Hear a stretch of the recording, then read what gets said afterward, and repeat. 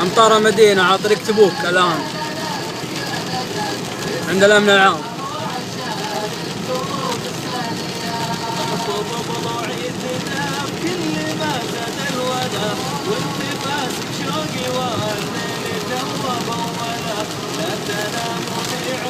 يوم السبت 24/6.